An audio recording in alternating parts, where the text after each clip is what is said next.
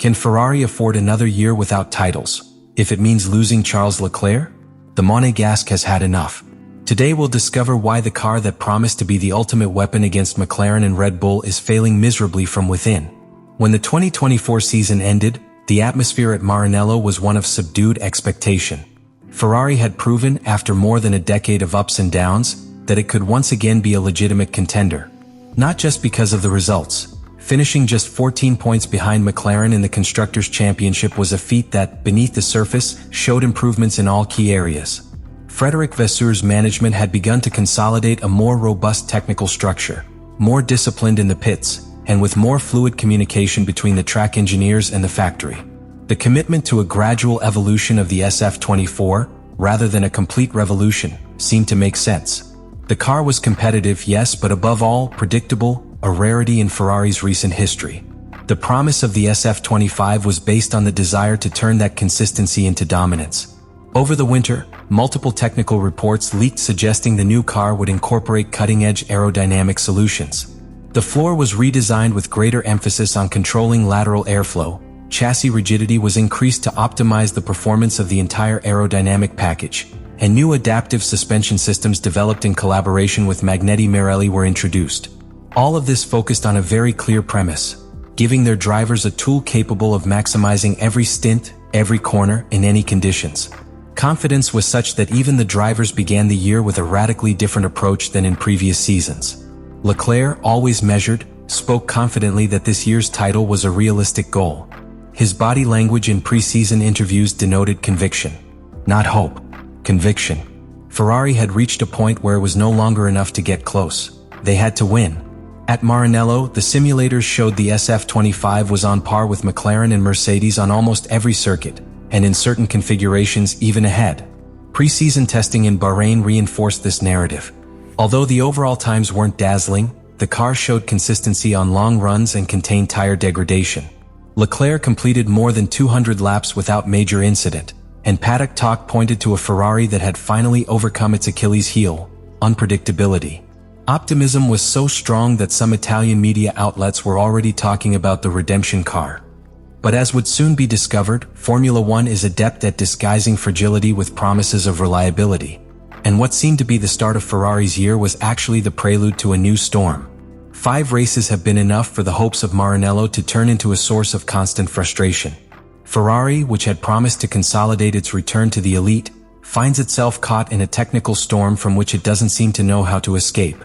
The current situation isn't a simple stumble. It's the crystallization of structural problems that the team has been struggling with for years, and which the SF-25 has amplified rather than resolved. What began as a small chink in the car's armor has ended up shattering the optimistic narrative built over the winter. Analysis of the SF-25's performance reveals a fundamental contradiction. In terms of top speed, the car is competitive. On long straights and in clean air conditions, its figures are not far from those of McLaren or Mercedes. But modern Formula One isn't raced in perfect wind tunnels. As soon as the car enters areas of dirty air behind other cars, its performance plummets. The lack of effective downforce, combined with inconsistent chassis balance in low-speed corners, creates erratic behavior that prevents drivers from finding a solid race pace. This is a particularly acute problem in 2025, where regulation changes have increased the impact of dirty air and, consequently, the importance of a solid qualifying. Charles Leclerc has been the most critical voice in this situation. His language has ranged from diplomatic to exasperated. After the Bahrain Grand Prix, where he finished 4th despite starting on the front row, he didn't hesitate to declare that the car wasn't up to the challenge. "We're extracting the maximum from the car, there's no more. I just need more grip to go faster in the corners." The statement wasn't casual or the result of bad timing. It was a cold, technical assessment from someone who knows the car's intricacies in detail. Most worrying was the assertion that the engineers no longer have the leeway to hide deficiencies with minor adjustments. Internally, this pressure has translated into tensions between the technical department and the drivers. Leclerc has called for a complete review of the aerodynamic approach, while Hamilton, still adapting to the Ferrari environment, has tried to provide solutions based on his previous experience with Mercedes. However, the contrast between their styles has led to differences in how they interpret the car. While Leclerc demands a more stable SF-25 in corners, Hamilton prioritizes a more predictable braking response, something the car also fails to consistently deliver. This lack of alignment has hampered the development of effective updates and led to a cycle of trial and error that consumes critical time in an increasingly compressed championship. Furthermore, the lack of results is beginning to generate impatience among the top brass. Frédéric Vasseur, who was the consensus figure during the transition from 2023 to 2024, is now facing doubts about his ability to lead this new cycle. Strategic decisions during races have not helped either. In China, for example, Ferrari opted to keep its cars on track longer than recommended due to changing weather conditions, a choice that ended up directly affecting the final result of both drivers. All of this is taking place under the shadow of growing media pressure. The Italian media have once again resorted to the old crisis language, and rumors about possible technical restructuring are beginning to gain traction. Fans, for their part, feel the team has taken several steps back after a 2024 season in which it seemed to be building something tangible. Today, the narrative has changed. It's no longer a question of whether Ferrari can win, but whether it can avoid losing everything, including the trust of its star driver. The question hanging over Maranello is not whether Ferrari can win again in 2025, but whether it still has the time and the ability to save a season that is shaking to its foundations. In a championship that is increasingly narrow in margins and more relentless in consequences, the margin of error Ferrari had at the start of the season has evaporated. Now, every race is a test, not only of on-track performance, but also of the viability of its technical and human project. The team's future hangs in the balance, growing ever tighter with each disappointing weekend. The upcoming updates planned for Imola and Monaco represent more than a hoped-for improvement. They are seen internally as the obligatory turning point. There's talk of a new flat floor with a redesigned air duct and a revised diffuser, along with tweaks to the rear suspension that would allow for greater flexibility in race setup. These modifications are directly aimed at addressing the downforce deficit and instability in slow corners, the SF-25's two major handicaps. However, the effectiveness of these updates is in doubt. Ferrari has announced life-saving packages for 3 consecutive seasons that fall short of expectations. This time, there's no room for another disappointment. But the pressure doesn't just come from the clock. It also comes from Charles Leclerc himself. The Monegasque has evolved. He's no longer just a talented youngster looking for opportunities.